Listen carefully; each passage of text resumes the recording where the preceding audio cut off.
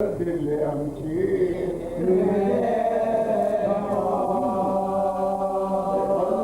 دی شہزادی ہے اشرف کی تباہی، اللہ دی شہزادی ہے اشرف کی تباہی، مضبوط رسل بعد یہ ہمشیر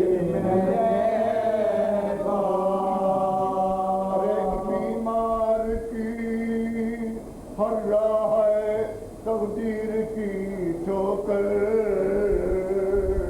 بیمار کی ہر راہ ہے تقدیر کی ٹھوکر، پابندیاں کھچتے ہوئے زنجیر میں آئینہ اسلام ہے اکبر کی جوانی،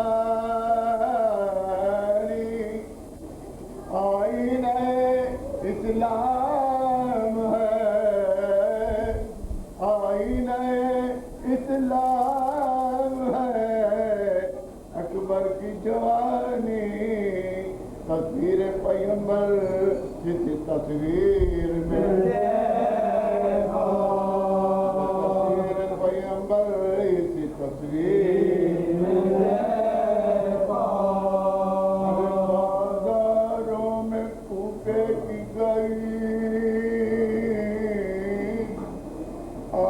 پیغمبر بازار میں ٹوٹے کے گئی، آل پیغمبر یہ گردشیں بگڑی ہوئی تقدیر بعد نبی پھر گئی ایمان سے دنیا، بعد نبی پھر گئی ایمان سے دنیا، چھپتے ہوئے ناوک تن شبیر میں چھپتے ہوئے ناوک تن شبیر میں کہتی تھی رو رو کے یہ باد علی اصغر، ماں کہتی تھی رو رو کے یہ باد علی اصغر، مایوسیاں گہوار یہ پیشی جہاں درد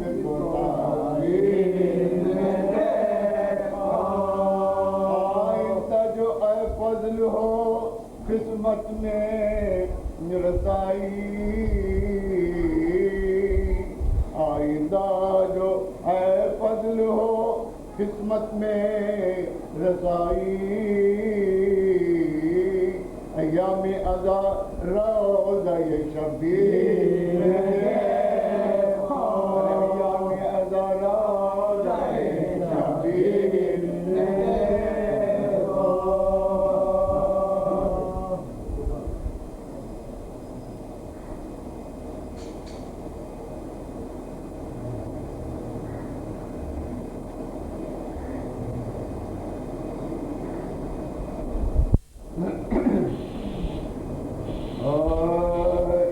دمبوں کو رو گئی تو کرتے ہیں ذبح،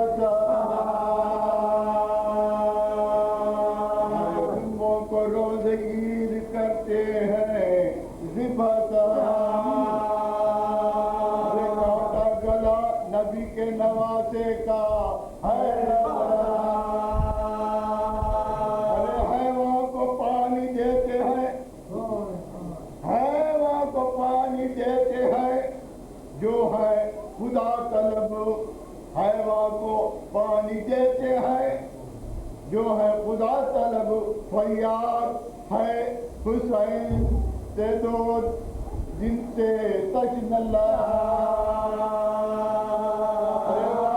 خلیل کا وہ شہ مشرقین ہے، ذب عظیم اشارہ قتل حسین، عظیم اشارہ قتل حسین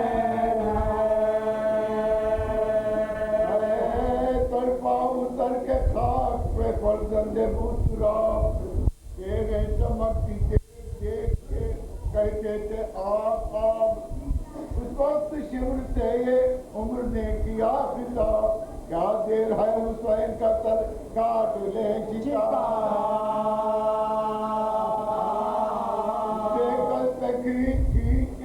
خنجر ادو جھکے ہاتھوں کو دیکھ کر شہیدی قبلہ روج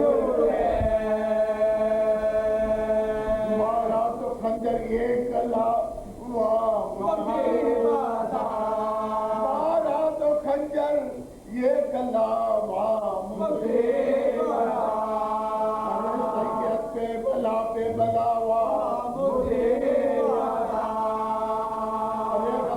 کسی کا دل نہ جلا ہوا مصیبت ان سب کے بعد شمر جلاد آیا نہ رحم اسے شاہ شہید پر آیا نہ رحم اسے شاہ شہید پر جانو رکھا ہرے شفیع نے کلام مجید رکھا شفیع نے کلام مجید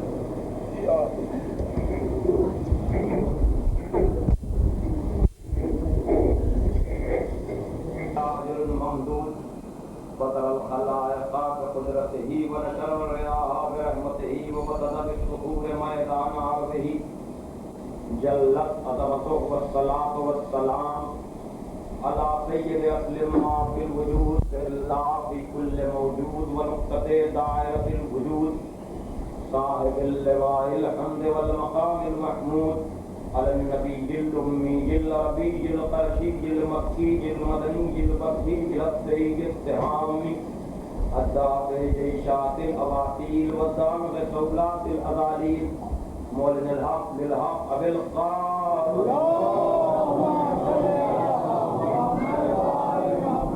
وعلى بیتہ الطیبین الطاہرین المعصومین المظلومین ولعنۃ اللہ علی اعدائہم اجمعین من الآن الى یوم الدین اما بعد فقط قال علی علیہ السلام بسم اللہ الرحمن الرحیم ان اللہ بعث رسولا ہادیا بکتاب ناطق وامر قائم صلوات دیجیے اللہم صلی علی محمد وآل محمد اذا نقطب قبل اس کے کہ میں گفتگو کا آغاز کروں ایک مرتبہ کی رہے ہم 3 مرتبہ کی رہے تو اس اصلاح فرماتے ہیں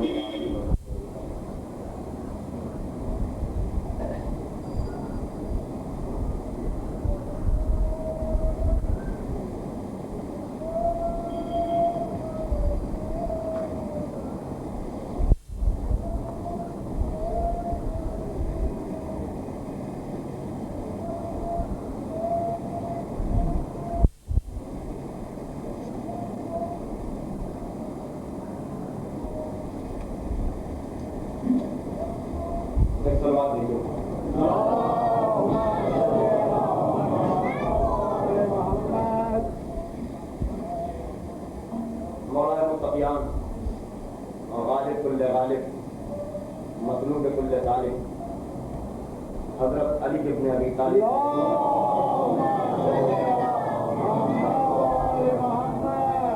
کے مقدس مبارک اور ناقابل فراموش الفاظ کی تلاوت کا شرف حاصل کیا گیا اور اس مدرسے میں 18ویں محرم سے ایک سلسلے گفتگو اشیر سے غدیر تک کے موضوع پر جاری ہے جس میں ہم نے اب تک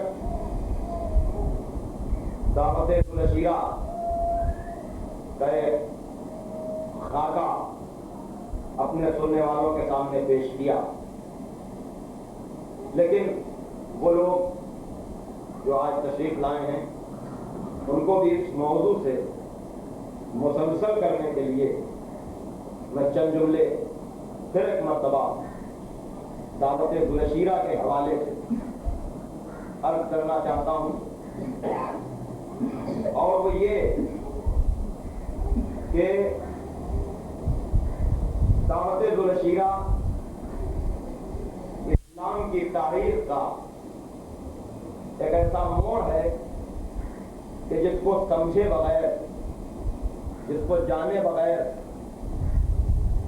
اسلامک ہسٹری کا کوئی بھی طالب علم، کوئی بھی اسٹوڈنٹ سمجھ نہیں سکتا ہے کہ اس میں کن لوگوں کا حق زیادہ ہے۔ اور عزیزان محترم، اصل میں معاملہ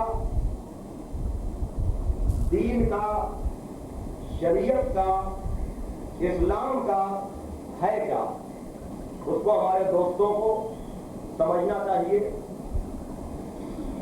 اختلاف دین کے سلسلے میں اول روز سے شروع ہو گیا۔ آدم کو منتخب کیا گیا، ابلیس نے انکار کیا کہ میں سجدہ نہیں کروں گا۔ ایک سجدے کی وجہ سے ابلیس کو مردود بارگاہ قرار دیا گیا۔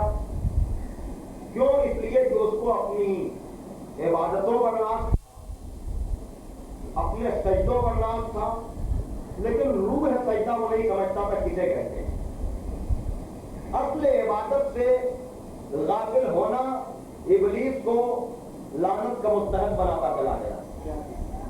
اصل عبادت کیا ہے؟ عبدیت کے معنی کیا ہے؟ عبدیت کا مفہوم کیا ہے؟ عبادت بہت اچھا لفظ ہے، لیکن اگر صحیح معنی میں آدمی اس کو سمجھ سکے، عبدیت کے معنی ہی یہ ہے اپنے کو ذلیل سمجھنا، اپنے کو حقیر سمجھنا۔ ویسے عبد کے معنی غلام کے ہیں، اور اسی عبد سے عبادت بھی ہے، عبدیت بھی ہے۔ یعنی خدا کے مقابلے میں انسان جتنا اپنے کو ذلیل سمجھے وہ اتنا بڑا عابد ہے۔ توجہ ہمیں کہیں، روح عبادت یہی ہے کہ وہ عزیز ہے، ہم ذلیل ہیں، وہ بزرگ ہے، ہم کمتر ہیں، وہ اعلیٰ ہے، ہم دنی ہیں۔ توجہ ہمائیے گا، وہ عظیم ہے، ہم ذلیل ہیں۔ اب ان دونوں میں جتنا آدمی اپنے کو ذلیل سمجھتا جائے وہ اتنا ہی بڑا عابد بنتا چلا جائے۔ اب کسی بھی منزل پر انسان اپنی عبادتوں پر ناز کرے تو اس کا مطلب وہ اپنے کو عظیم سمجھنے لگا۔ میرے کہنے کا مقصد یہ ہے کہ خودی اور ہے، خدا اور ہے، یعنی خود پرستی اور ہے، خدا پرستی اور ہے۔ میں جو بات آج کرنا چاہ رہا ہوں، عام طور پر آدمی خود پرستی کرتا ہے، لیکن خدا پرستی کتنی مشکل چیز ہے معلوم ہے؟ مولائے کائنات نے نہج البلاغہ میں ابلیس کے سجدوں کے لیے جن الفاظ کا استعمال کیا ہے کہ ہزاروں برس کے سجدے، لیکن یہ غرور ان سجدوں کو لے کر چلا گیا، جو اس لیے کہ وہ روح عبادت کو نہیں سمجھ سکا، روح عبادت کو نہیں جان سکا، روح عبادت تک کو نہیں پہنچ سکا۔ تب اسی وقت سے جنگ شروع ہوئی ہے، اور جو میں پورے منظر کو پیش کرنا چاہ رہا ہوں، اسی وقت سے جنگ شروع ہوئی۔ لیکن پروردگار نے بھی کہا کہ تجھ کو چاہیے کیا؟ پروردگار دشمن ازلی ہے، اس کو کیوں نواز رہا ہے، اس کو کیوں عطا کر رہا ہے؟ تو جب نہیں جواب پروردگار آئے، میں اس کے پچھلے سجدوں کا قرض ادا کر رہا ہوں۔ اس نے جو کیا ہے وہ ملے گا، لیکن یہ زندگی کی زکات دے کر، زندگی کی خیرات دے کر، ہم نے اس کو زندگی تو دے دی لیکن ابدیت لے لی۔ توجہ ہمائیے گا، اب اس کے خدمت میں بہتانا ہے، سیدھے راستے سے ہٹانا ہے، لیکن اب اسی وقت ایک جنگ شروع ہے۔ جنگ کس بات کی؟ سمیٹ کر اگر بیان کروں دو جملوں۔ اب جو جنگ شروع ہوئی وہ اس بات کی تھی کہ کچھ جو ابلیس کے نمائندے تھے وہ دولت کو، اقتدار کو، اختیار کو طاقت سمجھ رہے تھے، اور جو آدم کی نسل سے آنے والے تھے وہ طاقت کو حق سمجھ رہے تھے. نہیں، طاقت کو حق، ابلیس کا نمائندہ، اور حق کو طاقت. اور جو میں جو بات کرنا چاہ رہا ہوں، جنگ یہ شروع ہوئی کہ طاقت حق ہے یا حق طاقت ہے. دو جملے ہیں، حق طاقت ہے یا طاقت حق ہے. اب تک سب یہ سمجھ رہے تھے کہ طاقت حق ہے. خدا یہ سمجھانا چاہ رہا تھا کہ حق طاقت ہے. طاقت حق نہیں ہے بلکہ حق طاقت ہے. اسی کی جنگ چل رہی تھی آدم سے خاتم تک. اسی بات کی جنگ رہی. جو ابلیس کے نمائندے تھے وہ یہ کہتے رہے کہ طاقت حق ہے، جو الہی نمائندے تھے وہ یہ کہتے رہے کہ حق طاقت ہے. بات واضح نہیں ہو رہی تھی کہ نبی کا زمانہ آیا، نبی کا دور آیا، نبی تنہا، نبی یتیم، نبی کا کوئی ساتھ دینے والا نہیں، لیکن نبی نے اس بھروسے پر کہ طاقت حق نہیں ہے بلکہ حق طاقت ہے. توجہ فرمائیے گا، ایک خدا، صرف خدا، وحدہ لا شریک خدا کو پہچانوایا. وہ لوگ جو طاقت کو حق سمجھ رہے تھے اپنے اسلحوں کے ساتھ، اپنے اقتدار کے ساتھ، اپنے اختیار کے ساتھ، اپنے جاہ و حشم کے ساتھ، اپنے لوگوں کے ساتھ نبی کے پاس یہی سمجھ کر آئے. کل جو میں نے بات اب کی تھی کہ وہ چونکہ طاقت کو حق سمجھ رہے تھے تو نبی سے کہا حکومت لے لے، اقتدار لے لے، دولت لے لے، حسین ترین عورت لے لے. توجہ فرمائیے گا، لیکن نبی نے کہا نہ اقتدار کی ضرورت نہ اختیار کی ضرورت، اس لیے کہ ہم طاقت کو حق نہیں بلکہ حق کو طاقت سمجھتے ہیں. توجہ فرمائیے گا، نبی نے اسی لیے کسی کا کوئی خیال نہ کیا. اور صرف نبی کا کمال کیا، نبی کے ساتھ اٹھنے بیٹھنے والے، نبی کے ساتھ چلنے والے، وہ لوگ جن کو لوگ غلام کہتے تھے، نبی نے ان کے لیے ایک ایسا انقلاب پیدا کیا کہ ہزاروں کی تعداد میں لوگ اسلام لانے لگے. ان کے اوپر ظلم ہونے لگے، مظالم ہونے لگے، ظلم کا ایک سلسلہ شروع ہو گیا. جناب بلال حبشی مؤذن رسول، معلوم ہے اس کے اوپر کیا کیا ظلم ہوئے. جناب بلال کے کپڑے اتار کر جلتی ہوئی زمین پر لٹا دیا جاتا تھا، اور گرم گرم ریت جناب بلال کے جسم پر ڈالی جاتی تھی. لیکن وہ حبشی غلام رسالت کی محبت میں ڈوبا ہوا ابدیت کو سمجھنے والا متفقہ تاریخ ہے کہ بلال کے اکثر موقع ایسے آ جاتے تھے کہ جب لوگوں کو یقین ہو جاتا تھا کہ اب بلال کی روح جسم سے نکل جائے گی، لیکن جب لوگ اپنے کانوں کو بلال کے لبوں سے لگاتے تھے تو ایک آواز آتی تھی، احد احد احد. کہ محمد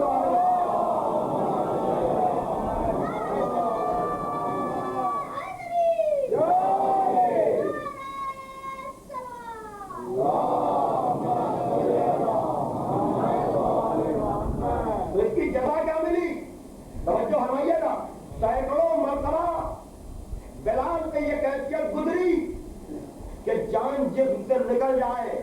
میرے کہنے کا مقصد یہ ہے، وہ لوگ جو کلمہ پڑھ کر یہ کہتے ہیں مولانا عملی زندگی میں آئیے تو آپ کو پتا چلے کتنی دقتیں ہیں. میں کیا کہہ رہا ہوں ادھکار محترم، یہ جملے عام طور پر ہیں کہ نہیں؟ مولانا ممبر سے کہنا بہت آسان ہے، عملی زندگی میں آئیے تو پتا چلے.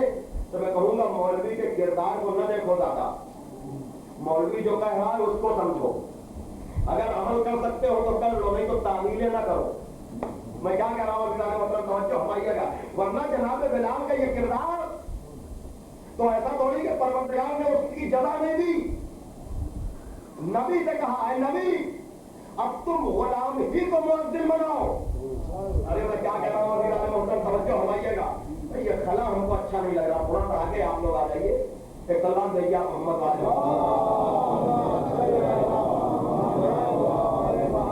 سلام دیجیے ذرا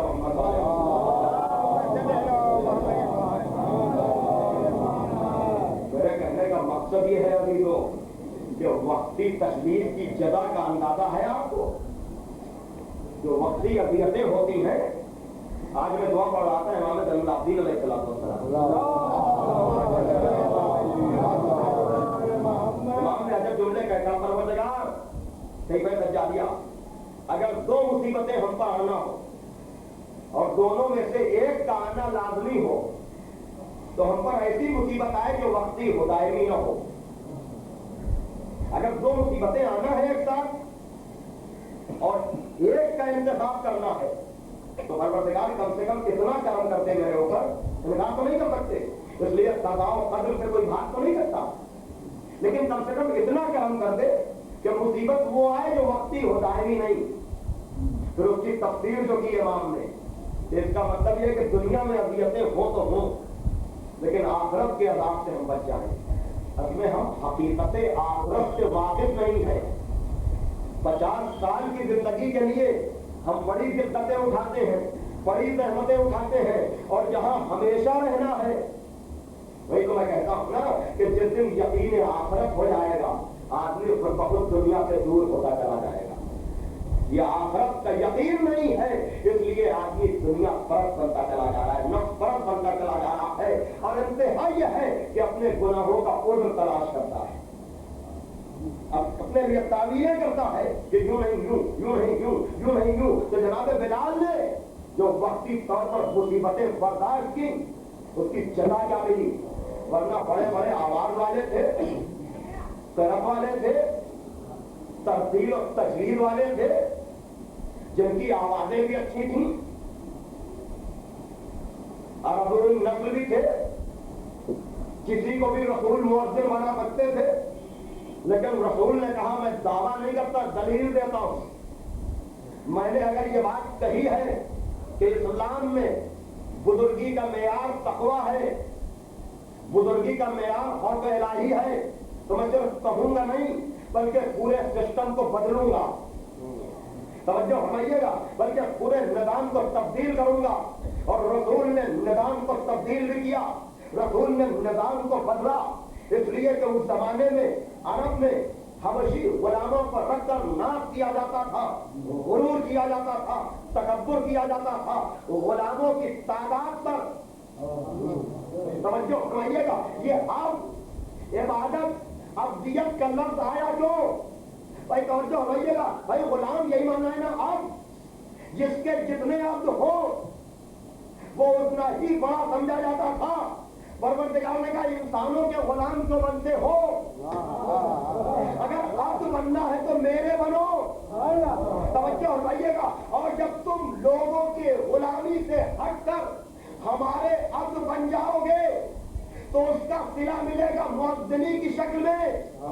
میں کیا کہہ رہا ہوں بھائی غلام اور آقا یہ لفظ اب استعمال اسی لیے کیا گیا تاکہ عربوں کی سمجھ میں آ جائے.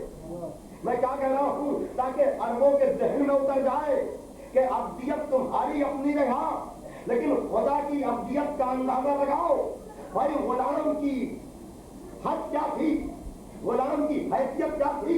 یہی نا کہ آقا پکارے غلام جائے آقا آواز سے غلام لبیک کہے جائز اور ناجائز کی کوئی شرط نہیں. جب پکارے تب جائے رات میں پکارے تب جائے دن میں پکارے تب جائے صبح کو پکارے تب جائے شام کو پکارے تب جائے دن میں پکارے تب جائے رات میں پکارے تب جائے سفر میں پکارے تب جائے حضر میں پکارے تب جائے. رسول نے کہا یہ غلام جائز اور ناجائز کاموں کے لیے جن کا استعمال کیا جاتا ہے میں ایسے کو مؤذن بناؤں گا جو تمہاری نگاہ میں غلام ہوگا. اب تک آقا بلاتا تھا غلام جاتا تھا اب غلام بلائے گا آقا جائے گا.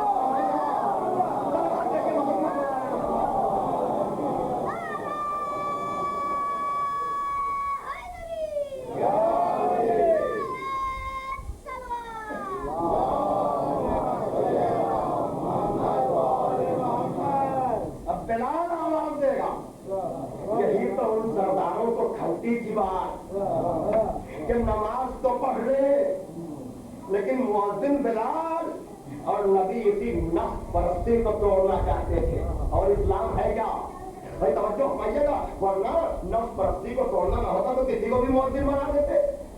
کہا یہ تمہارے نفسوں میں جو تاجمحل بنے ہوئے ہیں وہ غرور و انا کے، ان کو توڑنے کا کام ہے اسلام کا. اسلام ان کو توڑنے آیا ہے، اسلام ان کو درست کرنے آیا ہے. اور انتہا لیکن یہ ہے عزیزوں کہ کوئی رسول کے مقصد کو سمجھ نہیں سکا، کوئی رسول کے مقصد کو جان نہیں سکا. تو میرے دوستوں کلمہ پڑھ لینا آسان ہے، لیکن میرے اس جملے کو یاد رکھیے گا. اور اس جملے کے پس منظر میں قرآن کی آیتیں بھی ہیں، رسول کی حدیثیں بھی ہیں، ائمہ کے اقوال بھی ہیں کہ اگر آپ نفس پرستی سے آگے نہ نکلے تو پھر نہ دین کا کوئی فائدہ ہے نہ شریعت کا کوئی فائدہ ہے. پہلی منزل ہے ریا کی، دکھاوے کے لیے عبادت، اس میں تو نماز باطل ہے. دوسری منزل ہے عجب، امام سید سجاد کی دعا ہے. اور میں پھر کہوں گا کہ نہج البلاغہ سے بہرحال کسی حد تک 2-4 خطبے کی حد تک صحیح لوگوں نے کم سے کم نام تو سنا ہے، لیکن اب میرا دوسرا مشن اسی کے ساتھ ساتھ صحیفہ سجادیہ کے تعلق کا ہے. اس لیے کہ خدا کی قسم اگر آپ ان دعاؤں کو پڑھیں، پوری ممبر کی ذمہ داری سے کہہ رہا ہوں کہ یقیناً آپ نفس پرستی سے بہت آگے نکل جائیں. اس لیے کہ جب امام کی زبان پر یہ جملے آ جائیں تو پھر ہماری حیثیت کیا ہے؟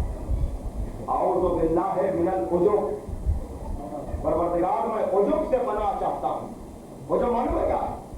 سب گرفتار ہیں، سب گرفتار ہیں، اس سے کسی کو نجات نہیں مل رہی. معلوم ہے کیا ہے؟ نماز پڑھی آپ نے بالکل صحیح، یعنی میں کوئی کمنٹ نہیں کر رہا ہوں کسی کی نماز پڑھ، بالکل صحیح. جتنے شرائط ہیں ان شرائط کے ساتھ نماز پڑھی. نماز پڑھ کے آپ کے ذہن میں یہ خیال آیا کہ میں تو بہت نمازی ہو گیا، ذرا خیال آیا، باطل نہیں عمل فاسد ہو گیا، ذرا سا. اور یہ اسی کے لیے نہیں، آپ نے یہ سوچا میں بہت بڑا آزادار ہوں، ذرا سا یہ خیال آیا، کسی کی مدد کر دی آپ نے، خیال آئے میں تو بہت لوگوں کی مدد کرتا ہوں. میں کیا کہہ رہا ہوں؟ اس لیے کہ اس منزل کو کوئی سمجھتا نہیں. اسی لیے امام سجاد نے کہا، صبح کو میں نے یہ جملہ دہرایا کہ پروردگار مجھ کو اس بات کی توفیق عطا فرما کہ میں اپنے بڑے سے بڑے نیک کام کو چھوٹا سمجھوں. میں کیا کہہ رہا ہوں؟ توجہ فرمائیے گا. اگر یہ ہمارے نفس میں شامل ہو جائے یہ بات کہ ہر بڑے نیک کام کو چھوٹا سمجھے اور ہر چھوٹے گناہ کو بڑا سمجھے تو پھر سسٹم بدل جائے گا کہ نہیں؟ زندگی کا دستور، زندگی گزارنے کا طریقہ بدل جائے گا کہ نہیں؟ لیکن یہ کس کے بھروسے پر؟ یعنی سب پورے شرائط کے ساتھ بھی آپ سارے اعمال انجام دیں اور آل محمد کا سہارا نہ ہو. میں کیا کہہ رہا ہوں؟ توجہ فرمائیے گا. تو کوئی بخشش کا سہارا نہیں ہے. کیوں؟ اس لیے کہ عزیزوں ہم کو اپنے کسی عمل پر یقین ہے کوئی ہماری عبادت اور آقا ان کی منزل تو ہے، وہاں تک تصور کرنا بھی میرے خیال سے مناسب نہیں ہے. ان کے غلاموں کا کوئی طریقہ ہے ہمارے پاس؟ اگر ہم کو کوئی جناب بلال کی طرف سے اذیت تھے کتنے دن رکیں گے ہم؟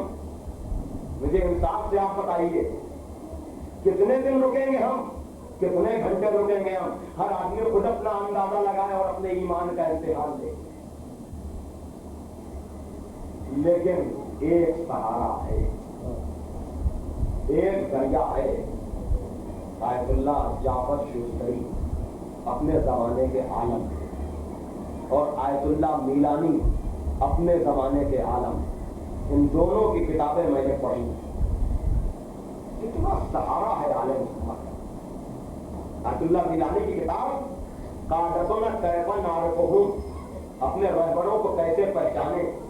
ائمہ معصومین کی سوانح حیات، ان کی احادیث، ان کے اقوال، اس کے مقدمے میں انہوں نے جب لفظ لکھے کہ میں نے علمی طور پر بہت سی کتابیں چھوڑی. ہماری قلمی کاوشیں بہت سی ہیں. جملہ سنیے گا، سب کچھ لکھتے مرحوم لکھتے ہیں، لیکن ہم کو اگر اپنی نجات کے لیے، اپنی بخشش کے لیے کسی چیز پر بھروسہ ہے تو وہ ان اشعار پر جو ہم نے آل محمد کی مدح کے لیے کہے. اتنا بڑا عالم، فخر کیجیے آپ کہ کوئی سہارا تو ہے. توجہ فرمائیے گا. اب جعفر شوستری کبھی اسی طرح سے موعظہ کرتے کرتے کہ ہمارے یہاں لوگ نماز نہیں پڑھتے ہیں، روزہ نہیں رکھتے ہیں، ہم نیک اعمال نہیں کرتے ہیں، ہماری زندگی گناہوں سے آلودہ ہے. یہ سب بیان کرتے کرتے عشرے کی مجلس میں وہ کہتے ہیں لیکن ایمان کو پرکھنے کا ایک ذریعہ ہے. توجہ کیجیے گا. کہتے کہتے کہتے ہیں کہ تم جب مجلس عزا میں بیٹھو، سنیے گا میرے پاس کتاب موجود ہے، تم جب مجلس عزا میں بیٹھو اور مسائل ہونے لگے تب تم اپنے ایمان کی کیفیت کا اندازہ لگاؤ. کہا تمہارے اعمال تمہارے ایمان کا اندازہ نہیں لگا سکتے. اب تم اپنے دل میں دیکھو کہ مصائب حسین سن کر تمہارے اوپر کوئی کیفیت طاری ہوتی ہے کہ نہیں. میں کیا کہہ رہا ہوں، اگر کوئی کیفیت طاری ہو تو سمجھ لو کوئی ہے تمہارا ہاتھ پکڑنے والا، کوئی ہے تم کو سہارا دینے والا، کوئی ہے تم کو سیدھے راستے پر لانے والا. لیکن ان الفاظ سے کوئی یہ مطلب نہ نکالے، کوئی یہ نتیجہ نہ نکالے کہ ہم کوئی نیک کام نہ کریں. اس پر بھروسہ کر کے نیک کام کیجیے تو نیک کام قبول ہوں گے. میں کیا کہہ گیا، توجہ فرمائیے گا. یعنی ان کے بھروسے کے بغیر تو کچھ ہے ہی نہیں، لیکن ان پر بھروسہ کر کے نیک اعمال کیجیے. اس لیے کہ حقوق اللہ کو معاف کیا جا سکتا ہے، لیکن اگر کسی نے حقوق العباد غصب کر دیے تو وہ خود معاف کرے جس کا حق آپ نے غصب کیا ہے. یہ ہے اسلام کا طریقہ، یہ ہے اسلام کا طریقہ. اب اسی طرح سے رسول کی زندگی آگے بڑھ رہی ہے، لوگ آ رہے ہیں، اسلام قبول کر رہے ہیں، مظالم بڑھ رہے ہیں. اب اس کے بعد خطیب اکبر نے جب بات کہی کہ دوسرا طریقہ اپنایا گیا کہ جب طاقت سے کام نہ چلا، لالچ سے کام نہ چلا، تو اب تیسرا الزام یہ لگایا گیا کہ نبی کو دیوانہ کہہ دیا جائے. توجہ فرمائیے گا. اس لیے کہ جب کسی طرح سے کوئی حق بات کہنے والا نہیں رکتا ہے تو لوگ یہی تو اپناتے ہیں نا، بھائی پاگلوں کی طرح بک رہے بکنے کو. ارے میں کیا کہہ رہا ہوں، توجہ فرمائیے گا. یہی طریقہ ہوتا ہے نا. اب سنیے گا، میں نے پہلے دن ایک اشارہ کیا تھا، لیکن آج اس بات کی وضاحت کرنا چاہ رہا ہوں، اور وہ یہ کہ مجھے آپ بتائیں کہ کیا ضرورت تھی کہ پروردگار 1,24,000 انبیاء کو بھیجے؟ کیا ضرورت تھی کہ انبیاء کے بعد ائمہ بھیجے؟ توجہ کیجیے گا. انبیاء اس لیے بھیجے تاکہ جیسے جیسے عقل انسانی بڑھتی رہے ویسے ویسے نبی بدل بدل کر آتے رہے. ورنہ ایک شریعت سے کام چل سکتا تھا. لیکن پھر سوال کہ ٹھیک ہے، ہم نے مانا کہ علی کے بغیر نبوت کا کام آگے نہیں بڑھ سکتا تھا.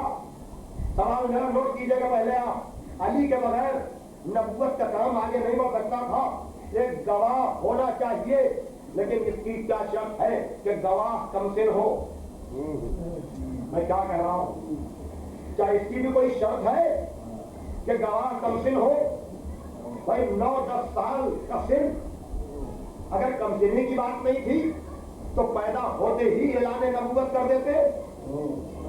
جب علی کو کعبے سے لے کر آئے تھے، اور اگر کوئی سن والا چاہیے تھا تو جس طرح سے 9-10 سال کا انتظار کیا تھا، اس بات کا انتظار کر لیتے کہ علی 15-20 سال کے ہو جائیں. میں کیا کہہ رہا ہوں، یہ 9-10 سال کے سن کا انتظار کیوں؟ توجہ کیجیے گا. بھائی آپ نے سوچا کبھی غور کیا کہ پروردگار نے ایک نور کو پیدا کر کے اس کو 2 حصوں میں تقسیم کیوں کیا؟ پروردگار حکیم ہے، اور حکیم کی کوئی بات حکمت سے خالی نہیں ہے. حکیم کا کوئی فعل حکمت سے خالی نہیں ہوتا. پروردگار کی نگاہ میں آنے والے کافروں کی یہ سازش تھی کہ جب ہمارا نبی دولت سے نہیں ڈرے گا، اقتدار سے نہیں ڈرے گا، اختیار سے نہیں ڈرے گا، دولت کو بھی ٹھوکر مارے گا، اختیار کو بھی ٹھوکر مارے گا. توجہ سنائیے گا. تو یہ کافر یہ حربہ اپنائیں گے جو اس نبی کے پیچھے اپنے گھر کے بچوں کو لگا دیں گے. ارے میں کیا کہہ رہا ہوں، توجہ سنائیے. بچوں کو سکھایا کہ اب جادوگر کہنے سے بھی کام نہیں چلتا.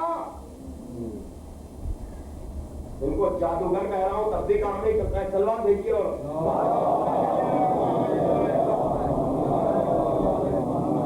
سلوار بھیجیے آپ ذرا محمد والا.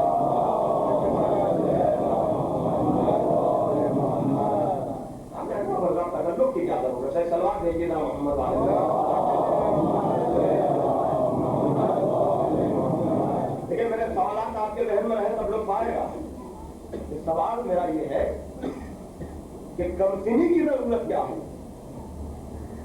20 سال کے ہو جاتے علی تب کارن کھانا شروع ہوتا. یہ علی کی کمسنی میں اور وہ کیسے لوگ ہیں جو علی کی کمسنی کے باوجود رسول کو رسول مان لیتے ہیں علی کی گواہی پر. ارے میں کیا کہہ رہا ہوں توجہ فرمائیے. یہ کیسے بدبخت لوگ ہیں جو سیدہ کی بات نہیں مانتے حسن و حسین کی وجہ سے. ارے میں کیا کہہ رہا ہوں. بھائی سیدہ کے دعوے کو یہی کہہ کے رد کر دیا گیا اپنا کہ حسن و حسین کمسن ہے. تو پیغمبر نے بھی جو دعویٰ کیا تھا اس کے گواہ علی تھے. دعوی رسالت سے بڑی کون دولت ہوگی. تو دولت رسالت کو علی کی کمسنی کی وجہ سے مان لو گے. باغ صدق کو حسن و حسین کی وجہ سے نہ مانو گے. یہ کون سا اسلام ہے. میں کیا کہہ رہا ہوں یہ کون سا اسلام ہے. پھر میرا سوال ہے کہ ارے 20 سال کا انتظار ہو جاتا لیکن پروردگار کے نگاہ میں ان کافروں کی سازشیں تھیں کہ یہ آخر میں یہی حربہ اپنائیں گے کہ ہمارے نبی کے پیچھے اپنے گھر کے بچوں کو لگا دیں گے. جو دیکھیے بڑا چالاک تھا وہ زمانہ. چالاک لوگوں کا زمانہ تھا. مقصد کیا تھا. مقصد کو سمجھیے تو لطف آئے گا کہ اگر نبی بچوں سے ڈر کر گھر میں بیٹھ جاتے ہیں تو اپنے مقصد میں کافر کامیاب ہے کہ نہیں. مقصد تو یہ تھا کہ نبی بیٹھ جائے خدا کو برا نہ کہے. اور اگر غصے میں آ کر بچوں کو مارنے لگتے ہیں تب بھی ہم کامیاب. یہ پاگل پنا ہی تو ہے کہ بچوں کو مار رہے ہیں. بھائی توجہ فرمائیے گا. دیکھیے میں کیا کہہ رہا ہوں. کافروں کی سازش یہ تھی کہ اگر گھر بیٹھ جائے تب بھی ہم کامیاب. اور اگر یہ بدل کر جواب دینے لگے تب بھی ہم کامیاب. کہ بڑے ہو کر کے چھوٹوں کو مار رہے ہیں. پروردگار نے کہا اسی لیے ایک نور کو 2 حصوں میں تقسیم کیا اور علی کے بچپنے کا انتظار کیا تاکہ بچوں کا جواب بچہ دے. میں کیا کہہ رہا ہوں تاکہ اب یہ نہ کہہ سکو کہ بڑا ہو کر بچوں کو کیسے مار رہا ہے. کہ علی کا بچپنا کو پار کے بچوں کا جواب بنے گا. اب دوسرے دن جب بچے پٹ کر گئے کسی کا ہاتھ ٹوٹا کسی کا پیر کسی کا سر ٹوٹا کسی کا سینہ. اب باپ ماں کے کہنے پر ابو طالب کی خدمت میں آئے کہ اب تک تو نبی کا معاملہ تھا اب علی کا معاملہ شروع ہو گیا. کم سے کم اپنے بیٹوں کو تو روکو. ایک مرتبہ شیخ البطا سید العرب حضرت ابو طالب نے کہا تم اپنے بیٹوں کو روک لو ہم اپنے بیٹے کو روک لیں.